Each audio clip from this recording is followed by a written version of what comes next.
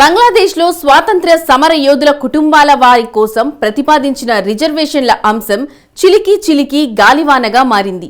దీంతో సర్కారీ ఉద్యోగాల్లో రిజర్వేషన్లను రద్దు చేయాలని విద్యార్థులు కదం తొక్కారు. దేశవ్యాప్తంగా ఆందోళన చేపట్టారు. మొదట శాంతియుత ప్రదర్శనలుగా ఈ ఆందోళనలు ప్రారంభమయ్యాయి. చివరకు హింసాత్మకంగా మారాయి. దీంతో బంగ్లాదేశ్లోని అన్ని ప్రాంతాల్లో ఘర్షణలు చోటు చేసుకున్నాయి. ఈ ఘర్షణల్లో వందలాది మంది ప్రాణాలు కోల్పోయారు. ఇదిలా ఉంటే బంగ్లాదేశ్ పరిణామాల వెనుక అమెరికా ఉందన్న అనుమానాలు వ్యక్తమవుతున్నాయి.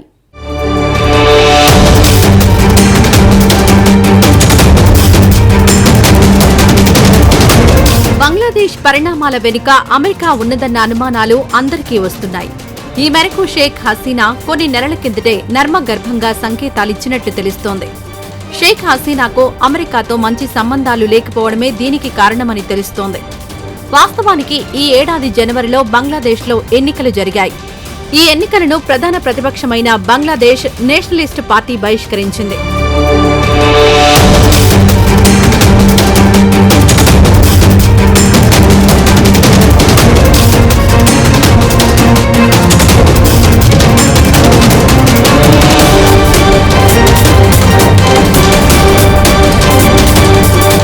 అయితే జనవరి ఎన్నికలను అంటే పోలింగ్ ఇతర అంశాలను పరిశీలించడానికి America, Canada, Russia, OIC, Arab parliament పరిశీలకులొచ్చారు.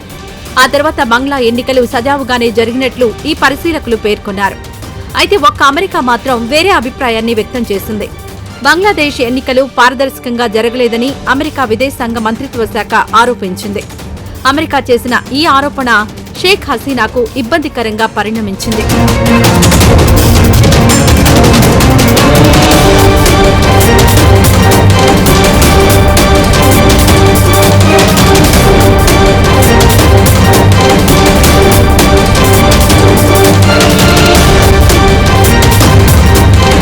America విదేశాంగ మంత్రిత్వ శాఖ చేసిన ఆరోపణ పట్ల హసీనా చాలా కాలం వరకు మాట్లాడలేదు. మౌనాన్నే ఆశ్రయించారు. అయితే మే నెలలో తొలిసారి ఆమె స్పందించారు. తమ దేశంలో వైమానిక స్థావరం ఏర్పాటు చేసుకోవడానికి అనుమతిచ్చినట్లయితే అమెరికా ఈ ఆరోపణ చేసి ఉండేది కాదని షేక్ హసీనా వ్యాఖ్యానించారు.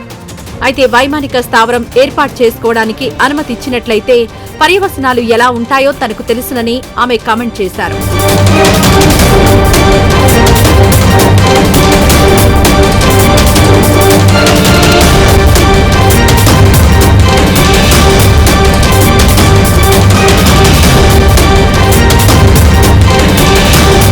అనేక త్యాగాలు, పోరాటాలతో సాధించుకున్న బంగ్లాదేశ్ను అమెరికాకు అప్పగించాలని తాను కోరుకోవడం లేదన్నారు.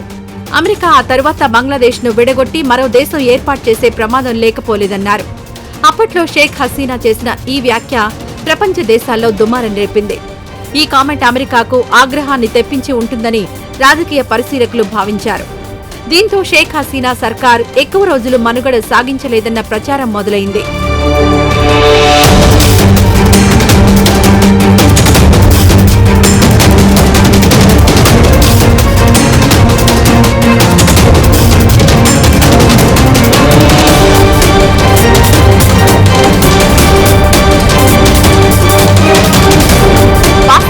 బంగ్లాదేశ్ ఎగుమతులను అత్యధికంగా కొనుగోలు చేసేది అమెరికానే. అయితే అదే సమయంలో బంగ్లాదేశ్లో ఎన్నికలు పారదర్శకంగా జరగాలని అమెరికా తరచూ డిమాండ్ చేస్తోంది. ఈ నేపథ్యంలో అధికార పక్షమైన అవామీ లీగ్ పార్టీకి చెందిన పలువురు నాయకులు, ఉన్నతాధికారులపై గత సెప్టెంబర్లో అమెరికా వీసా ఆంక్షలను విధించింది. అలాగే 2 నెలల కిందట బంగ్లా మాజీ army chief general Aziz Ahmed పై అమెరికా ఆంక్షలు విధించింది. బంగ్లాదేశ్లో ప్రజాస్వామ్యం అణచివేతలో అజీజ్ అహ్మద్ పాత్ర ఉందని అమెరికా ఆరోపించింది. దీంతో అమెరికా తీరుపై బంగ్లా అధికార పక్షం అవామీ లీగ్ నేతలు మండిపడ్డారు.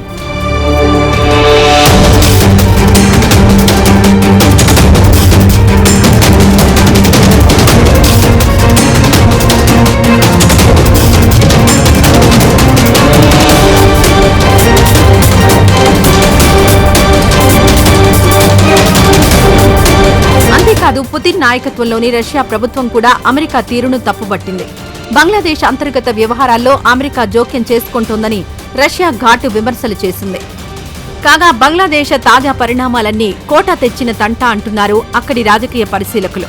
బంగ్లాదేశ్ ప్రభుత్వ ఉద్యోగాల్లో ఇటీవల కొన్ని వర్గాలకు కోటా కల్పించారు. అయితే సర్కారీ ఉద్యోగాల్లో కోటా ప్రకటించగానే యావత్ బంగ్లాదేశ్ బగ్గున మండిపోయింది. ఈ రిజర్వేషన్లకు వ్యతిరేకంగా కొన్ని నెలల కిందట దేశవ్యాప్తంగా శాంతియుత ప్రదర్శనలు ప్రారంభమయ్యాయి. అయితే రోజులు గడిచే కొద్దీ ఈ శాంతియుత ప్రదర్శనలు హింసాత్మకంగా మారాయి.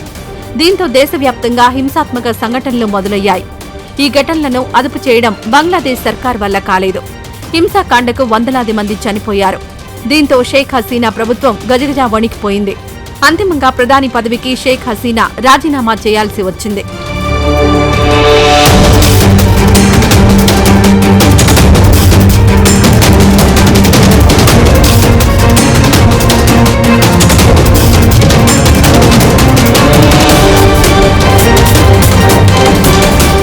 సర్కారీ ఉద్యోగాల్లో రిజర్వేషన్లకు ఓ ఫ్లాష్ బ్యాక్ ఉంది.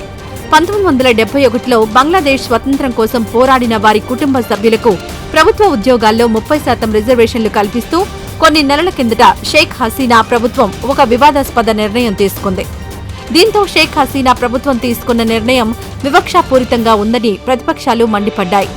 1971 నాటి స్వతంత్ర పోరాటంలో కీలకంగా వ్యవహరించిన షేక్ హసీనా నాయకత్వంలోని అవామీ లీగ్ పార్టీ కార్యకర్తలకు, మద్దతుదారులకు మాత్రమే సర్కార్ తీసుకున్న నిర్ణయం ప్రయోజనం చేకూరుస్తుందని ప్రతిపక్షాలు నిప్పులు చెరిగాయి. సర్కారీ ఉద్యోగాలను తన అనుయాయులకు కట్టబెట్టడానికి షేక్ హసీనా కుట్ర పన్నారని విపక్షాలు దుయ్యబట్టాయి.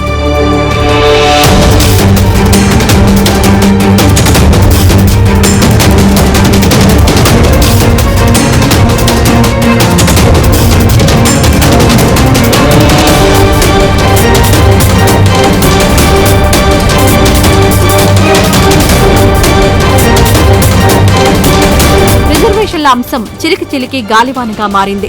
దీంతో సర్కారీ ఉద్యోగాల్లో రిజర్వేషన్లను రద్దు చేయాలని విద్యార్థులు కదం తొక్కారు. దేశవ్యాప్తంగా ఆందోళన చేపట్టారు. మొదట శాంతియుత ప్రదర్శనలుగా ప్రారంభమైన ఈ ఆందోళన కార్యక్రమాలు చివరకు హింసాత్మకంగా మారాయి. దీంతో బంగ్లాదేశ్లోని అన్ని ప్రాంతాల్లో ఘర్షణలు చోటు చేసుకున్నాయి. ఈ ఘర్షణల్లో వందలాది మంది ప్రాణాలు కోల్పోయారు. దేశంలో హింసాకాండ తారాస్థాయికి చేరిన తరుణంలో బంగ్లాదేశ్ సుప్రీంకోర్టు కీలక తీర్పు ఇచ్చింది. 1971 నాటి స్వతంత్ర సమరయోధుల కుటుంబాల వారికి హసీనా సర్కార్ కల్పించిన 30% రిజర్వేషన్లను 5% తగ్గించాలని ప్రభుత్వాన్ని ఆదేశించింది. దీంతో సుప్రీంకోర్టు తీర్పును అమలు చేయడానికి షేక్ హసీనా సర్కార్ ముందుకొచ్చింది. సుప్రీంకోర్టు తీర్పు అమలు చేయడం ద్వారా పరిస్థితులు సద్దుమణుగుతాయని షేక్ హసీనా ప్రభుత్వం భావించింది. అయితే ఆందోళనకారులు మాత్రం వెనక్కి తగ్గలేదు. నిరుద్యోగులు శాంతించలేదు. అంతిమంగా షేక్ హసీనాను టార్గెట్ చేశారు. షేక్ హసీనా రాజీనామా చేయాలనే డిమాండ్ దేశవ్యాప్తంగా ఉవ్వెత్తున ఎగిసింది. అంతిమంగా ఘర్షణలు జరిగాయి. మొత్తం 300 మందికి పైగా ఈ ఆందోళనలో చనిపోయారు.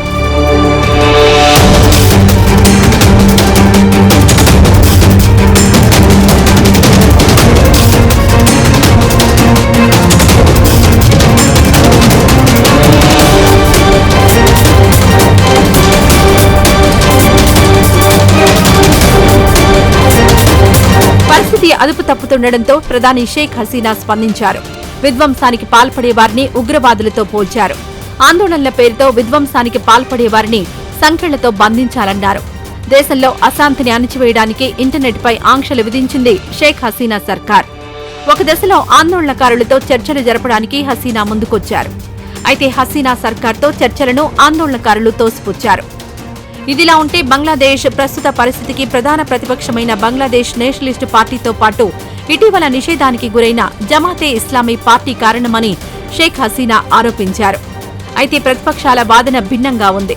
తాము కేవలం ఆందోళనకే మద్దతిచ్చామన్నారు. దేశంలో అశాంతి ప్రబలడానికి తాము కారణం కాదని ప్రతిపక్షాలు స్పష్టం చేశాయి. ఇదంతా షేక్ హసీనా సర్కార్ స్వయంకృతాపరాధమని మండిపడ్డాయి. అంతిమంగా ఈ పరిణామాలన్నీ షేక్ హసీనా రాజీనామాకు దారితీశాయి.